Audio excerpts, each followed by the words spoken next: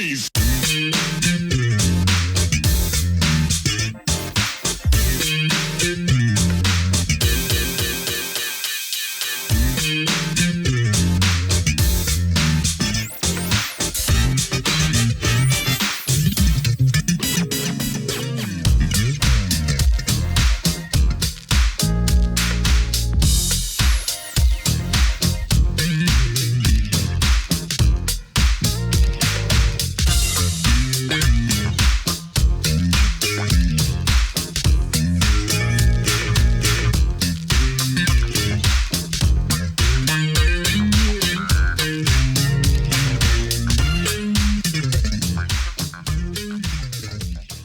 So your first record, though, we're just getting to the really good stuff now. 2011, you finally came with your solo debut, and you know what finally got you to come out and do your own, and what were some of the bumps and bruises and triumphs of that process for you? Well, I really wanted to, like I said, one of my big fans, or not big fans, but big heroes of Zoozilla.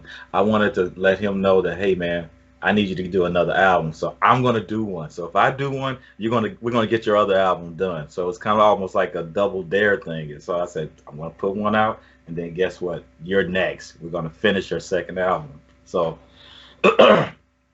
really no bumps and bruises. It just started coming. I like if you listen to that, the first was, I guess it's the second track, Planet P. That's my ode to my new wave style, because it's what a fast, upbeat. It's no funk. It's all it's all new wave style, even with the loud clap on top of it. But I wanted to just say, okay, I'm gonna come different. I don't think no one's gonna expect a funk album to start like this, and like B-52s or something. Another one of my favorites, Rock Lobster, Planet Claire, all of that stuff, man. That I didn't fit the mold of most folks that I would hang with, because I would put on Rock Lobster in a second and start rocking out to it. Or Planet Claire, she came from Planet Claire. I was like, this is nice, because no one else was coming like that. So that first track, Planet P, long story short, that was my ode to the 80s new wave type stuff.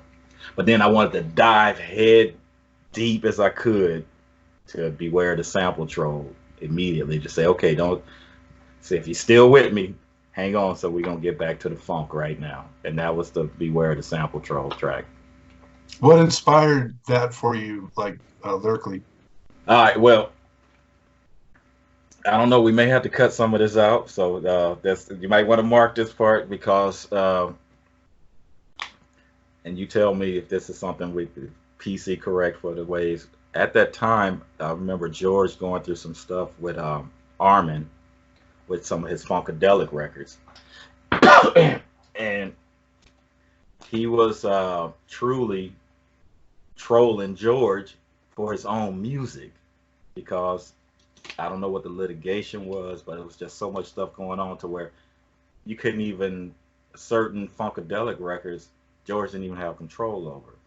I thought that's sickening, man. If you don't have control over your own music, because I look at all my music, my songs, let alone albums, just my songs, I look at them as my creations, right? And if somebody is going to say, no, they're not yours, they're mine, I have a problem with that. Now, story goes that George signed them over, but George is saying, no, I didn't. So that's the true birth of Beware the Sample Troll. I'm saying beware of anyone that wants to take control over your creations. Kind of deep, huh? yeah. Well, it's like what Prince fought against too when he put the slave on his face. And absolutely. Yeah. See, and it's a dual-edged sword. I mean, I get it. If I'm a big company and I'm going to pay for all your studio time and production and distribution and all this stuff, I get it. They want to make their money back, because it's a business, right? It's a business. And that's the dark side of the music. So that's why when it comes to, are you gonna make the choice of, is it gonna be for the art and the love, or is it truly strictly business? When you just start talking strictly business, it can get pretty dark and eerie. So I understand what Prince was talking about. I understand what George was talking about. By all that happening, excuse me, with all that happening, it made me say even more so, I'm going to do this at my level. I'm not going to worry about getting signed. I'm not going to worry about getting a contract. I want to be able to do it myself, put it out at my time and my pace, and most of all, own it all. I have my own publishing, I own my copyrights, anything. So if anybody wants to use any of those songs, they end up in a movie 10 years from now, great. I own them, not Armin or somebody else at Warner Brothers or somebody down the block, or I do. Mm-hmm. And that's what I would tell any musician this day. Number one, own your publishing and also own your mastering. What was your process though, and you know, from that point on with your own records, how do you formulate the tracks? You know, what do you usually lay down first, and what's your process? I would say 99% of the time it's always going to be the drum track. I always got to get the, whether it's the rhythm machine or live drums or whatever, it's something, it's got to hold that foundation. Then most likely it'll be the bass or synthesized bass, then some rhythm guitars and keyboards, and then just try to take it from there and create that track. And then I kind of steal from the concept that Zoozilla was doing back with my tracks in the early days. I want to listen to the track and see if it starts talking to me. So once it starts talking to me, then I can come up with my concepts of what I want to put on top of it. And then that's pretty much how it's born. So the lyrics and the vocals would be the last thing usually? Most of the time, but sometimes I'll get an idea of a concept. Like this one track that I'm working on for Zoot right now, kind of taking a little bit from the funkadelic days. Spit don't make babies, but it's got your DNA. So makes me laugh because when you hear it, just, we always like to try to be silly serious, if you will, kind of like how the funk forefathers were. You know, have a silly, something silly out there, but kind of be serious at the same time. It's kind of a spin on how you have all these 23andMe companies, how they, all you gotta do is spit in a little bottle and send it off, and they could tell you everything about you. It's kind of interesting. Yeah, some people are really into that too. Yeah, yes, they are. I'm like, I can't wait till that track is done because it's gonna be kind of crazy. which of the instruments do you feel the most affinity for, or you feel most accomplished and comfortable with?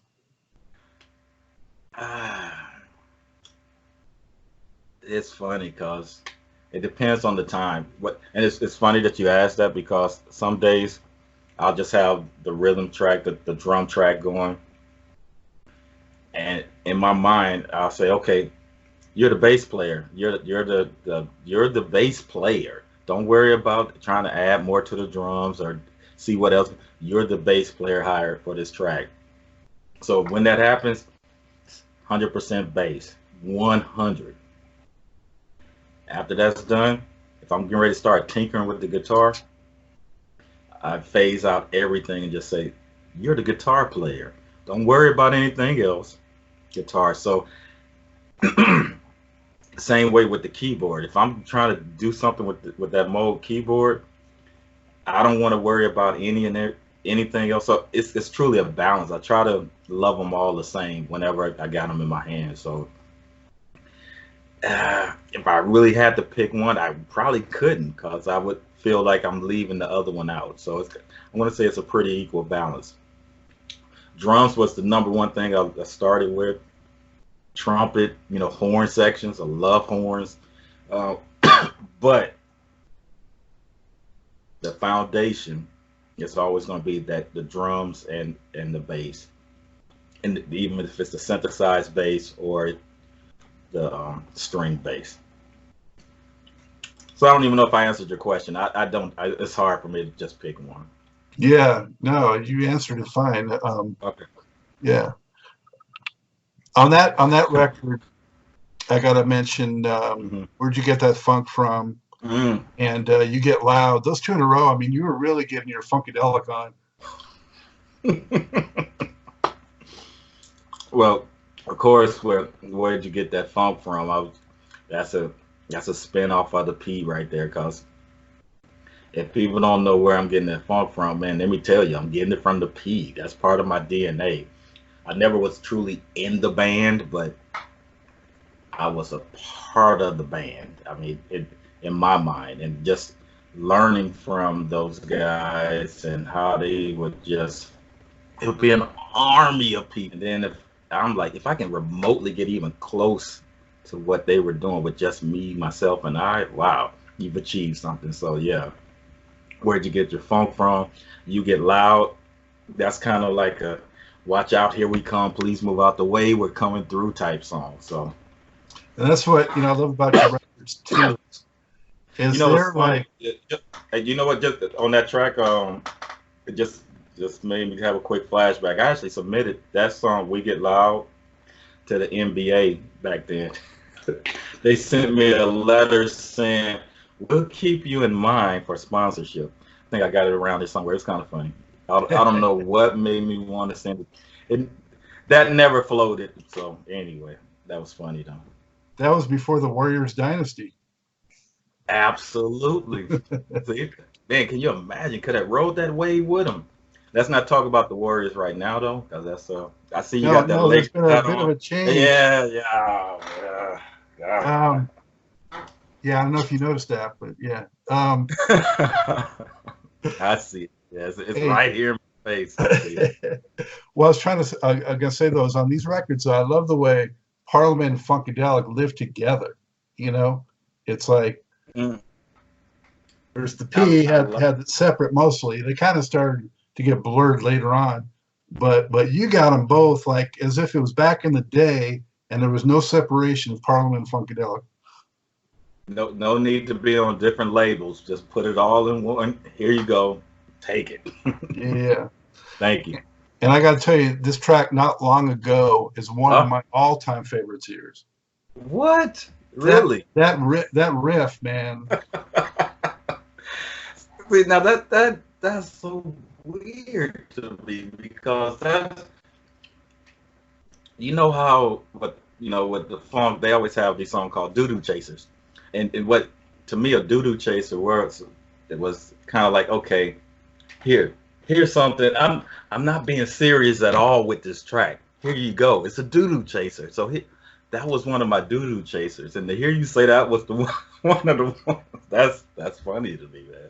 But that's good. See, that's what I'm talking about. You see how it all just kind of, something that might be somebody's, I'm not really into it, but then somebody else might truly dig it. No, that one has the riff to that is sort of like something maybe in his freakier moments Prince might have done or something like that. Right.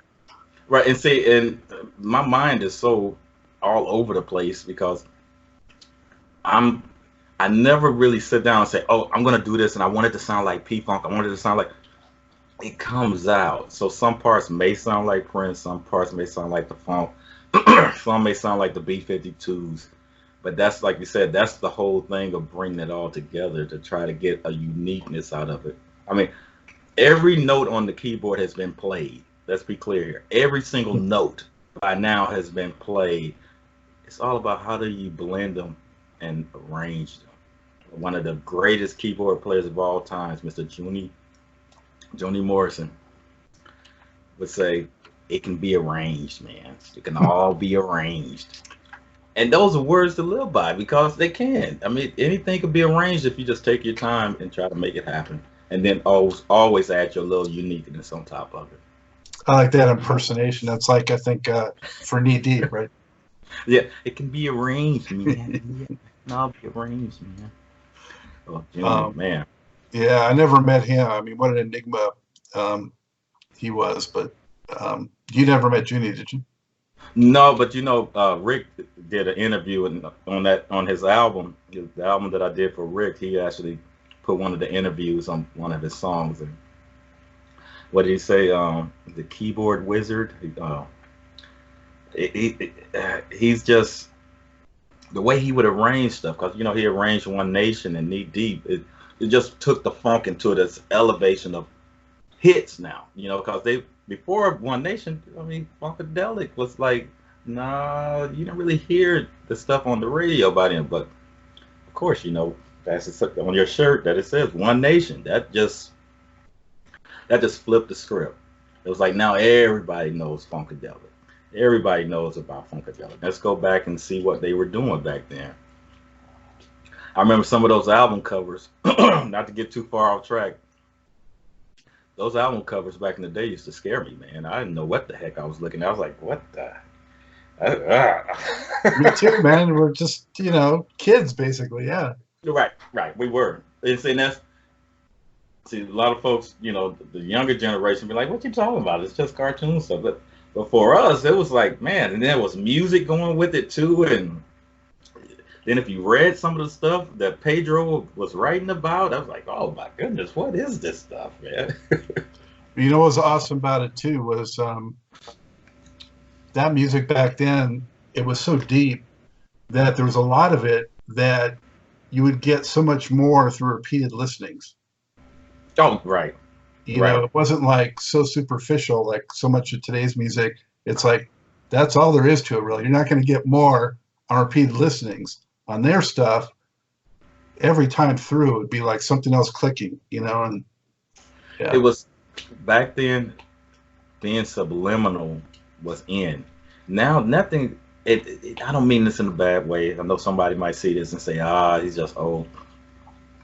Once we got into our gangster rap stuff and we started telling it as it is, it left out room for imagination. And what I mean by that, exactly what you just said. We would listen to that other stuff over and over again back then and would kind of learn or unlock something that was subliminally tucked away. It wasn't in your face, but no disrespect to the rappers of the day or back then, even because I even evolved, because I would do subliminal stuff, but then later on some of the albums, I pretty much just started saying blah, blah, blah, blah, bringing it right to your face on some of them. So I get it, but that's part of the fun that has been removed from a lot of the stuff that's out there right now. What they did mostly was took the most overt elements of it and carried that forward. And yeah, the layers got lost. Right. And like, everything changes. I mean, that's the consistent thing in life. Things are going to change. If you can't change, things are still going to change with or without you. So it'd be good to kind of change, or at least keep your mind open for change. You don't necessarily even have to change, but just be aware of it happening. Mm-hmm. Well, even like for us, I mean, I'm sure when you started getting into rap, when rap came in, you probably had friends or people you knew that maybe were into funk or whatever and refused to kind of go along with that. Of course. I was like, man, why are they only using that part of the song? No, that's not, no, man, it's evolved. It started to evolve. I've seen interviews where George said, man, thank goodness for that, because that helped keep the funk alive. But around that time, it was needed to be resuscitated. It needed to get pumped back up, and that actually brought it back around again to another whole generation, to those who wanted to learn more about music, where those tracks were originally coming from. And the same thing too, I think, with rock getting mixed with it, with like the Chili Peppers and people like that coming in too. That was when George produced their album. I was like, oh man, this is some next level stuff right here. That just took it, and it when I heard it, it was like, okay, this is what it would sound like if it was only for funkadelic playing at one time. I was like, oh, it kind of took me back to the the old funkadelic, like the super stupid days when it would just be Eddie, uh, uh, Billy who else? Bates. Jerome, Billy Bass, and it would just be, you know, that chord. That's what the Chili Peppers reminded me of, but with more of a, with a almost a rap tone on top of it. So before we leave this record, I just wanted to mention generated funk. Was that sort of like a generator pop? Was that in your mind? Generated pop, generated funk. That it was almost like a doo-doo chaser too, because I was like, I like this, but man, it sounds so, if you will, disco-y. But I like to break it down and strip it so I can say, okay, what's happening? Are we partying to this? Are we going to try to learn to this? No, let's do a little bit of both. I'm just going to talk about, you hear it in the news, and you hear it in the air, turn around, you look around, nobody's standing there, all that type of stuff.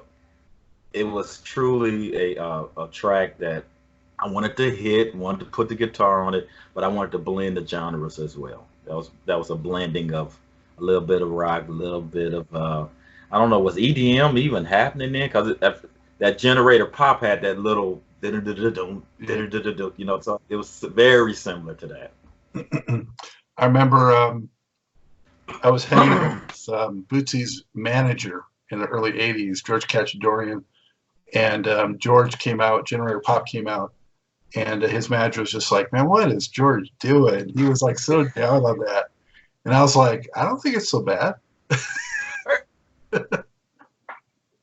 Generated pop. You see, that was, you know, that was around the time of hydraulic pump too. So it was a lot of transforming going on from our funk as we knew it to where he was trying to get to.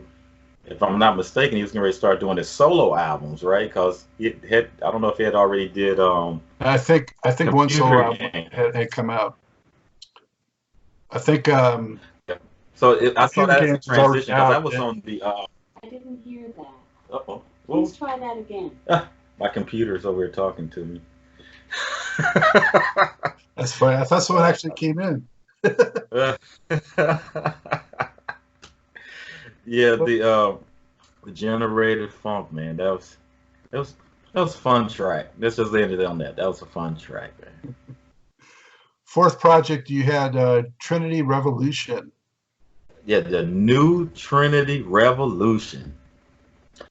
That was a collaboration of Zootzilla, PTFI, and Dr. Illenstein again. And that was another compilation of tracks because Dr. Illenstein had got some studio time and hooked up with George, and he got his daughter, not George's daughter, but Dr. Illenstein's daughter, to do this rap for Barack Obama in the White House, a letter to the president. That's kind of what got that whole project going. So that's why it's the ninth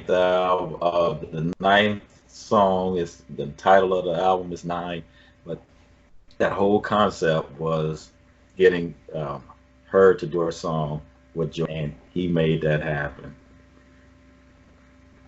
So we're kind of working in reverse because I think that's the last track on that album, if I'm not mistaken. You're right. Yep. Yeah. So I mean, funkateers should know that record, from what I can see, has the most P-Funk involved. It's got Prelude, it's got Boogie. Oh man, rest his soul. That's right. Yeah. Cordell Boogie Mosson. That's French. Yeah, once again, that's Dr. Illenstein making all of these connections, if you will. We were at his studio when we did the Busy Butt, which was an original track from a guy named Tiny, and he's probably going to see this. Shouts out to Tiny. He did the bottom track. He did the bass line, the drum beat, and he had some type of guitar type keyboard thing that he had. He sent me the track, wanted me to originally work on it. I let Cordell listen to it when I was at the studio with him. He was like, "Oh man, that's awesome. Let's do it." I said, "Man, do you really want to do that one?" come on, man, I got some more. Let me play some more for you, right? I thought he would. I want to play on this one. And all those little licks you hear in there, I did not know he was that awesome of a guitar player. That blew my mind. I just thought he was, boogie on bass. I thought he was maybe. But when you're doing that for a living and you're witnessing the mothership come down 13,000 times, I'm sure you pick up different instruments over time. And when he put that guitar piece together on there, I was blown away. I didn't, like I said, I didn't know Boogie was that deep on guitar. He was just splanking it all over. You got to meet him? Yeah, we were in the studio at the same time when he was. I'll send you a picture. I'm pretty sure I got some. He's I forgot what he said. Did he consider himself the black leprechaun or so? Something crazy he said. I just died laughing. But man, one of the most genuinest people you would ever want to meet. Just like how we're sitting there conversating, it's the same way. It was mellow as can be. I mean, it just, man, it's amazing, man. Some of those folks aren't with us anymore, man. It's kind of, we lost. We're talking about the 2010s. We lost so many of them during the 2010s. Damn shame. But we got to keep their music and memories alive. Absolutely, absolutely. Because when I talk about it, as you see, it brings a smile to my face, and hopefully they could see. It didn't do nothing but bring joy. It was nothing, too deep. That guy was just mellow as could be. And one of the most easiest artists I've ever worked with, getting them to record on that track. It was nothing. It was just as if he just pulled out the guitar once again, played it on my guitar. So I was like, here, man, that was another all-time high. Is it one of those he guitars? Just laid it down with. Let me see which one. Yep, that one over there. The Strat in the corner next to that crazy lamp of mine over there. Can you see it? Yeah. Yeah, that's the one that Boogie's played it. Mike's played it. Who else? Because sometimes when we hook up with these guys and they're in the studio and they don't have their acts, I'm like, I got mine right here. Here you go. So, yeah, that one's got some history on it. It's got some really good tones on it. So, and they seem to like it. So, no complaints. Did you get to meet George? It's got some of their DNA. Say that again. Also, did you get to interact with George on that record, or did he just do it remotely, or what? No, this is for this album. George's parts were recorded at Ron Cat's studio. So we met him after I want to say it was the day before a show out in the city, and he was in town, and I had talked to Ron and he had talked to Ron, and we said we told him what we wanted to do, because in his studio he had a nice isolated room where we can do the vocals. He said sure, no problem. And I was in the room when he was doing this. George is a nut, man. He just makes me George will listen to something, and it depends on how heavy he wants to get with the tracks. But for this one, for the one with Lil T, for the Letter to the President song, he was just laid back. He listened to what she was saying and was playing around, going back and forth with her. They had a really good time doing the track. So I was truly just a big fan in the studio right there, checking it out. We really hadn't started to work to where doing parts and arranging stuff. That came later on, once we get to the Zoozilla second CD project, where we really were being in a little more regimented with.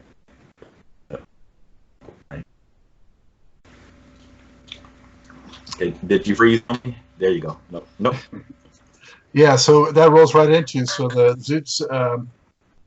I can call him Zoot now too, right? Oh yeah, man. Zoot. His next record came out in 2012, and that's a strong record. Man, that one we put a lot of time into, but I tell you, it's different from his first album, but still got the same tonation, if you will.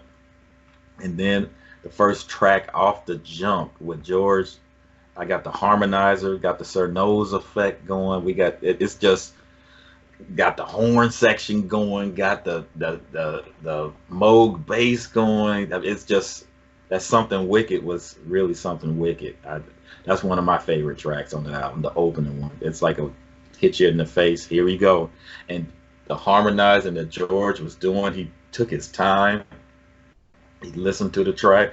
This was at another studio. This wasn't at Ron Cass or Ills or mine. This was I can't even remember the name of the studio, but Zoot had hooked it up to where he wanted George to be on this album, you know, especially for his second album. He wanted to come stronger than ever. And at first, at the end of the session, I looked at Zoot and I said, man, I don't know if this is gonna work. And what I was thinking, I had forgot about the whole Junie concept of it can be arranged. It can all be arranged. Because what George did, he had did like 4 different takes on certain parts, and they would be layered in such a way to where if you just heard it by itself, it wouldn't make any sense at all. But when I got the tracks back to my studio and I listened to them, put them to the track, zero everything out, and I'm like, I see how he's doing it. It's almost as if he knew that if he did this section here, I would be able to take that and put it for the chorus, or either I would be able to put it for like the intro, or either towards it. It was like he was prearranging while he was also singing his parts. It was weird because I'm telling you, when I first left, I was like, what? And Zoot said, Phil, don't worry, we got it. This is gonna be it, man. It's gonna be a cool track. And lo and behold, once I got it back, like I said, all the pieces. It was like a puzzle. All the pieces just fell into place. I mean, from the beginning to yeah, I can smell it. I can smell it. If you're gonna, I'm like, what the hell is he talking about? And then all the way to the end to where he's just harmonizing. I was like, okay, it makes sense now. So it's funny to hear you tell that story because I recently interviewed John Hines, who is the guy behind Big Old Nasty Get Down. Oh yeah, and he worked a lot with Gary Scheider, and he told the story about Gary that was almost the same. He said Gary in the studio would like do all these different vocal things, and they didn't seem to make any sense, and he didn't know what he was doing. And then later on, they got put together, and it was like genius. So, and that's probably how they've done their stuff in the past. And you know, I've heard the story of Atomic Dog, how they never planned on it to be that way. When George first went in there, you know, kind of feeling his way, he said, man, this track is going backwards. What do you want me to do with this mess? It's going backwards. But one of the best songs of all time, right? Once you start to arrange, that's why I always give props to anybody that knows how to arrange. When you see some of the credits and they say arranged by, those are kind of some of your true geniuses, because you can be the baddest instrumentalist or bassist or keyboard and just, you know, just all over the place, you know, just scholar. If you can't arrange it, and if it's not, it's like, wow, he's great, but if it's not arranged within what you're trying to really truly do, it's just another great musician, which is cool. But if you're trying to arrange it within a song format, within a track, to where people can truly feel it, such as you or whoever, you want to make sure that it's arranged so they're just not hearing someone just solo. They're actually feeling someone solo, and it needs to come in and it needs to leave. It just doesn't need to stay there forever, unless that's what the vibe you're going for. But if you're trying to truly arrange, it really takes some Yeah, and I don't like to use that word. Like, take some genius to arrange some stuff sometimes, because sometimes it's all over the place, and it ends up just being okay, one of those tracks that are all over the place. So It's funny that's because my I think, yeah, no, you make a great point. I think most, produced, written, and performed, those get like all the glory. But yeah, I think the unsung part of that is arranged.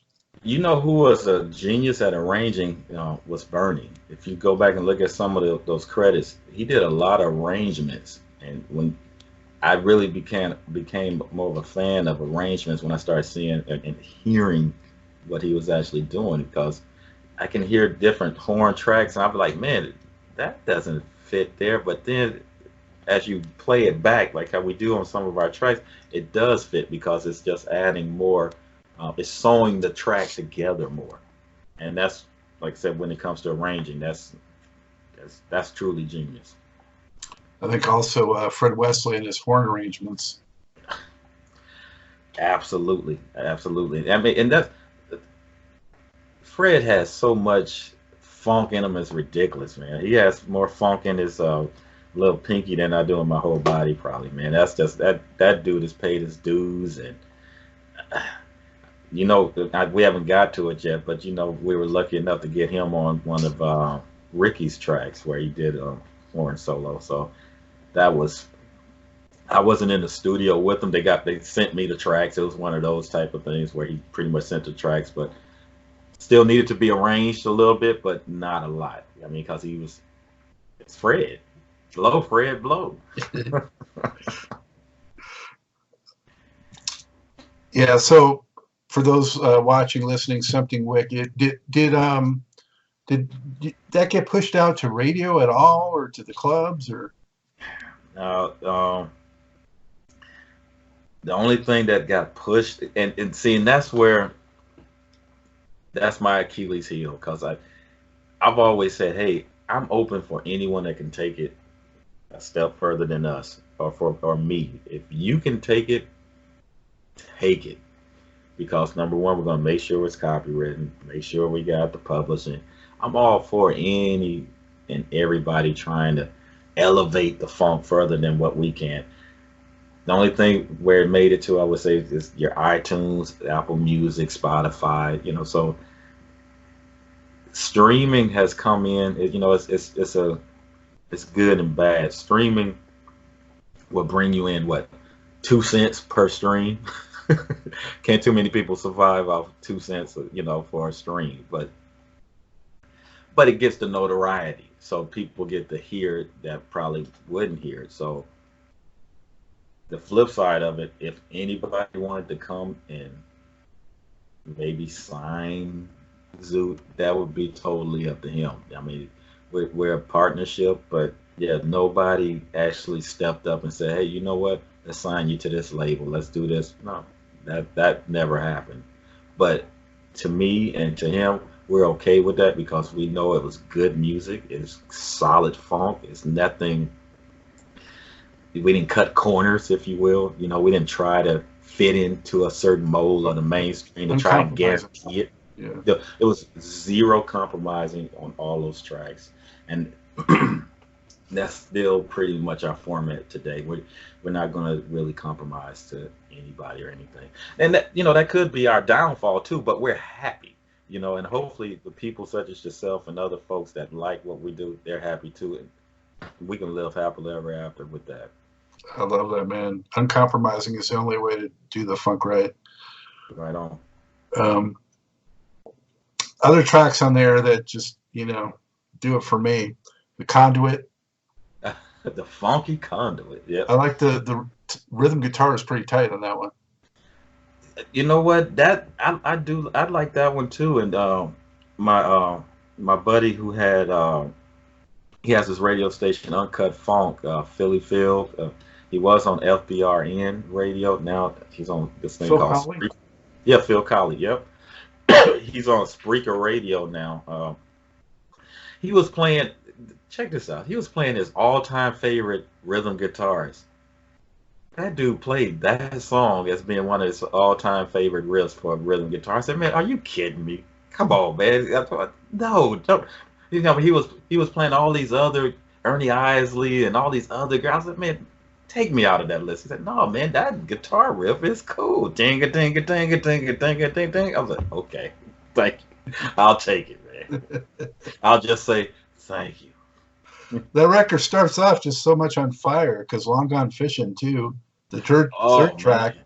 the synth bass on that, you know. Now I'm tell you something. Long Gone Fishing is that's between that song was kind of like done almost a year before the whole album was done. We actually put that out as a single, like a little single EP or something like that. And then we ended up it was almost like a reboot for his album, but the bass line on that thing is a monster. I mean, if you got some weak speakers, don't play that song because the bass line is just all over the place. And I'd always tell Zoot, like, man, that one right there, that and Something Wicked are my two favorites on that album. Yeah, sounds like we're on the same page. Yeah, because of the bass line. Yeah. Yeah, Long Gone Fishing. Yeah, that's a good one. And then Every Time the Wind Blows is a departure, but it's sort of like a Bootsy style slow jam, you know? Yeah, that's let me see. I don't know if you can see it. That red bass behind me over there. That's my music man. That one right there. Ugh. That song was that's actually Zoot's daughter singing with him on that song. So that was kind of a special track. And yes, a departure. The liquid sound that bass was able to bring, and with the beat kind of just and the strings, it was a very melodic type jam, and I like that one too a lot. Yeah, got your Liquid Love Bootzilla thing going on that one. Absolutely, man. I remember doing a interview with Bootsy and Rick up at KPFA, and I said, man, what made you come up with that liquid sound, man? What's that all about? I mean, I had heard stories, and he said, well, the girls like it. Back then, he said the girls would like it. I said, okay. But for us, not the girls, but for us funk fans, it just sounds like it's like that liquid funk. I mean, it's just something that's coming and going all at the same time. So it's so many pedals, but that the Mutron, it's called a Mutron pedal, that just gives it that envelope filter where it just takes the bass and just sucks it in and spits it out right back at you with that little liquid slap. It's nothing like it. Yeah. Well, to me, I always thought out of the whole funk mob, Bootsy was the one that could do the slow jams the best. You know. It started it with "I'd Rather Be With You," right? That stretching out in Bootsy's Rubber Band album was a monster. It was just, I mean, the slow jams, the fast jams. That I don't think they knew how to really push the other jams other than All the Names, not All the Names, but Stretching Out. But there's other monster tracks all up and down that album. Oh yeah, yeah. I mean, all of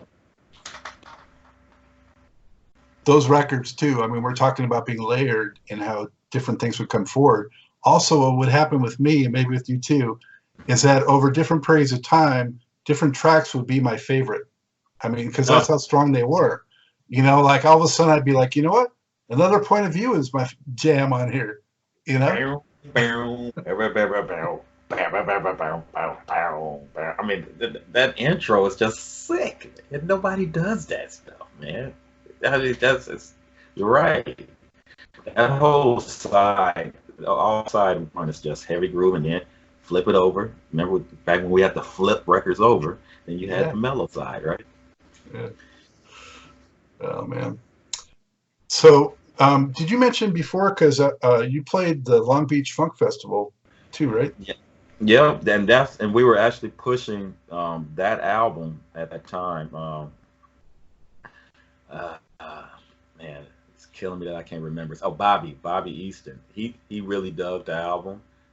And then Rick was helping push it, and they invited us to come down and get paid and play and have a good time, and it was great because that, if I'm not mistaken, were the Brides? I think the Brides were headlining at that time for that particular one. Eventually a couple years later, or either the following year, George and them actually showed up down there and did something on the Queen Mary, which was down there in LA, so down in that Long Beach area. But when we were there, that was a really cool time. We didn't play on the biggest stage. They had like two different stages. We were on the second stage, and then the other acts, they would bounce back and forth from one stage to the other. But we had a really good reception. It was pretty cool. That was kind of like, okay, we hadn't been gigging as hard, so I had to kind of blow some, get the dust off and the cobwebs out and do that whole thing. But it was a pretty cool concert. Aside from the sort of hassle and rigor of it, touring and the live shows, how do you feel about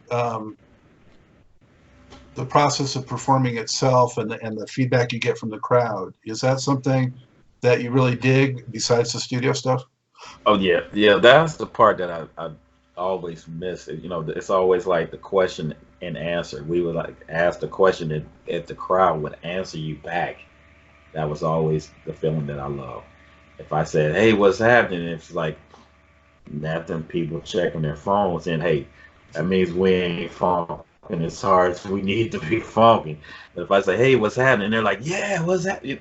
Now you're doing what you're supposed to do. So that's truly the part that I miss. Is gigging in front of the folks and getting that question and answer thing coming back and forth. That was the part I missed. The lugging the equipment, the setting up, the late hours, and that they can keep all that. I don't want any parts of that. I understand. I understand from the point, for many years I did a lot of mobile disc jockey work, and I don't miss. Oh, I was my own roadie, Hey, wait, but the fact, see, and that's what, we didn't have our own roadie, so not only we were musicians and artists, we were the roadies, the setup guy, the engineer, the sound guy. I mean, it was like it was too much. But for the big acts that have those people to do it for them, they need them, because that makes their job so they can focus on what they're trying to do, and that's to perform in front of the group or in front of the audience and give them what they're paying for. So I'm all for it. If you got the full production team behind you to help you with that, Didn't I ask you, when you were DJing, were you using records, or you came into the DJing back when things made the transition to the MP3? Oh no, it's all vinyl, man. Mark 1200 turntables, Newmark mixer. Yeah. Yeah, I built all my own. Cases and the giant Sherwin Vegas speakers, man. I love those big 18-inch ones. Yeah. Man, okay, so you paid some dues too. I mean, unless you had your own roadie. Did you have a roadie? Well, my back still feels those days. See, there you go. Yeah, so you paid your dues then, because I have nothing but respect for DJs that have to carry their own crate of records. So yeah, and that was. I mean, I dabbled in it a little bit, but I was like, oh no, this is too much. Let's hire somebody. Have them come in and do it, because that's just too much, man. Much respect to the DJs, I tell you. Yeah, I did that for like 15 years. Where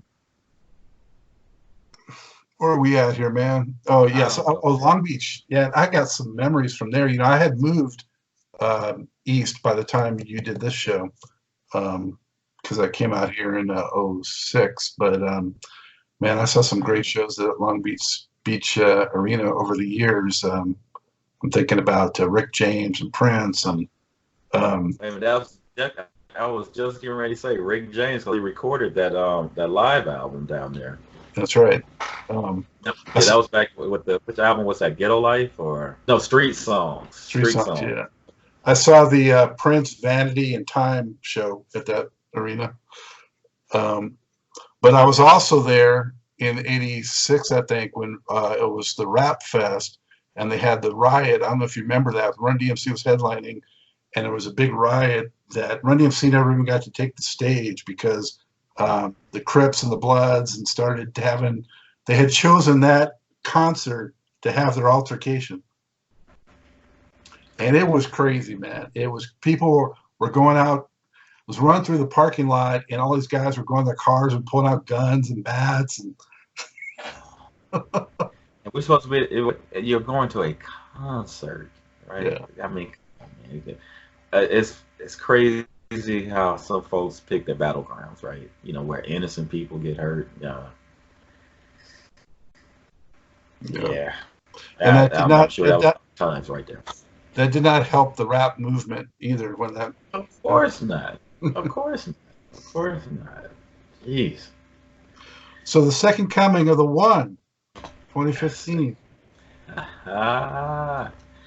Yeah, that one right there. I had something to prove again. I was like, okay, I gotta put some more funk out.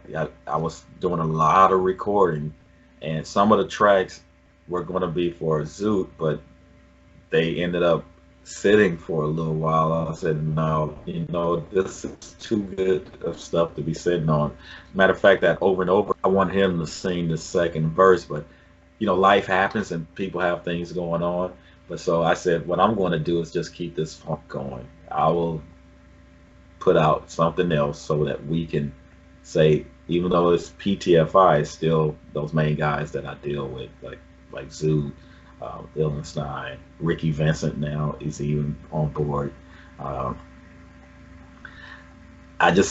started using this program. I don't know if you're familiar with it, called Omnisphere. OMNI Sphere. I was able to pull some crazy sounds out of it. So when you listen to some of that stuff on that album, I'm using that program, which is part of I would say the landscape that I use pretty much for that whole album. And it's really just took it into a different direction than previous album. Yeah, I mean the first track over and over again. I mean, it's epic. Yeah. You know? Hey? I wouldn't say that, but I'll let you say that. Okay, I'll go with that. I like the word epic. I wanted to come out and. I mean, you pack these records with music too. That's what I love. It's like you use the full length of a CD, and I mean these tracks have length to them. There's a lot of tracks. There's so much music. I always appreciate that too. It's funny that you said it because I had to actually edit some of the songs because I was for this second go. I remember talking to the professor, Ricky Vincent. He's like, man, some of the songs on the first album are cool, but they're short. I said, yeah, because I just wanted to hit it and quit it. He said, man, don't be breaking the rules, man. Stretch that stuff out. So track 1, second CD, I want to make it down there 10 minutes long. I said, is this long enough for you, bud? That's kind of, and I looked, I was like, wait a minute, I'm getting to the end of this. I'm almost at 80 minutes because that's all you could put on a CD. So I remember having, I don't know which tracks they were, but I probably had to cut out a verse here or cut out, an end, or I don't think I cut any solos out. I may have had to cut them shorter, but I remember saying, damn, this is I didn't even want to try to attempt to put out a double CD. So I said, no, let me just make it a full as possible CD. So that's why they're stretched out and hopefully giving you more for what you're funking for. Yeah, man. I never could understand when you see like critics review records and they say, oh, it would have been so much stronger if it cut some of the stuff out and it was only like 40 tight minutes.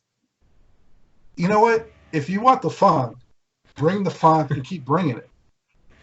And it's a double-edged sword. I get it because some folks don't really want to take the ride, right? I mean, it's a ride. Every time I listen to music. It's not physically riding, but it takes your mind on a ride, no matter where it's going. Some people like to go on long rides. Some people like to go right around to the corner store and come on back. Some of us funkadelic type folks, we like to go all the way, get on the freeway and ride and have our music going, right? So teach us on to the critics, man.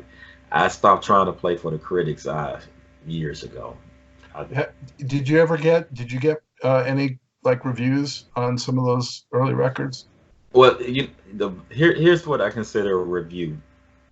Because as you're gonna probably get to it, there's a track called Social Media. So, right, I don't really look towards what, and I don't know if this is gonna come across right or wrong. I don't really care what people think, but I do care what they think at the same time. I don't want to fall into a mold of saying, oh, I better not play it that way because this one person said he didn't like it, right? So I try to lean towards different folks who within that I talk to, work with. If they like it, I mean, truly like it, tell me if you don't like it. But if it's something that you like, I can build on that. But if it's something that just one person, and let's say everybody said, oh man, that's just garbage, knowing me, I would probably try to do it again just to see if I'm tapping in correctly or not. It's all about tapping in. When you tap into something, hopefully it's always for the good. I like to tap in and hopefully you can go on a ride with it. That's all I try to do. Rick has shared some of his he's my number one critic, number one fan. Phil Colley, same thing. There's some folks that Stephen Mother Funkin, who I quote as my media assassin. He'll send me stuff that people have sent him saying what they like about the album, or maybe they don't like. But if you look for me on social media, you're not going to find me. I'm not a big fan of social media. I'm not a big fan of Facebook. I believe social media is the next track about ready to talk about, right? After Over and Over. That was the song where I said, yeah, that's okay. So we're gonna slide into my whole social media concept right here.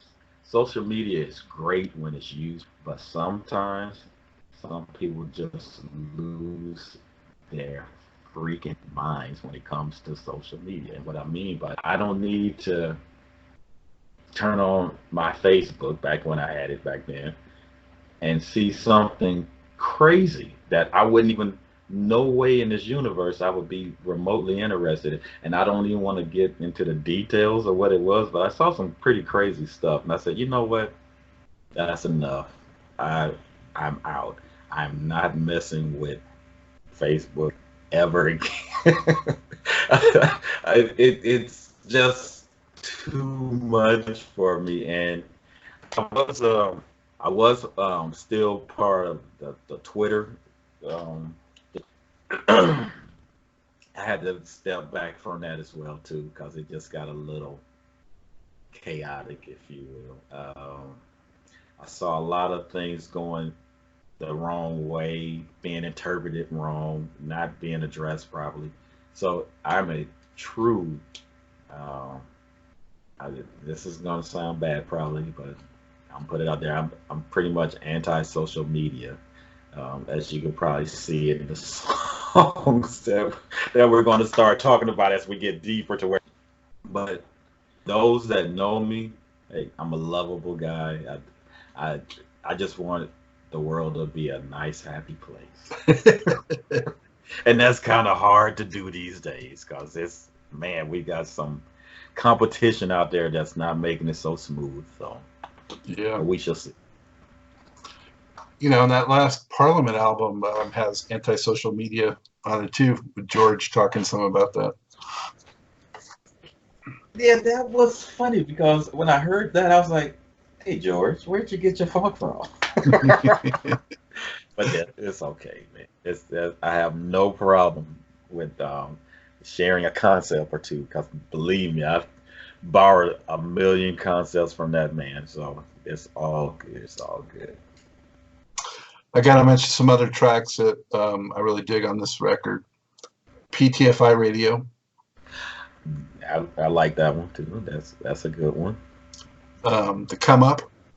No, the Come Up. I remember that one. That was a good one. a lot of Parliament influence there. Oh man, yeah. All We A lot Want. of funk in that. All We Want. Oh yeah, that was my little girl singing in the background. All we want. Yeah, like that's definitely a fun one. And Will Be One. Oh man, that was Ricky Vincent's staple for a second. He liked that one a lot. He actually said he wanted to use the sonic essence of that for his album. I was like, oh, okay, we're gonna use that as the template. I'm with it. Let's do it. And Rick actually makes an appearance on that record too, on Unclonable. The unclonable Drone. unclonable zone. Drone. The unclonable drone. Yeah, the unclonable drone is someone who has to try to save the world from not being funky. That's you can be clone. You can be a clone, but now with the drone syndrome that we have all these drones around us, this unclonable drone is very unique. His sole mission is to wipe out all that is evil. That's tough, huh? It's gonna be kind of tough to wipe out all that is evil. Somebody's got to do it, right? Yeah, you do it just a little bit at a time. Keep on singing, keep on doing it. Yeah. Hit me, y'all.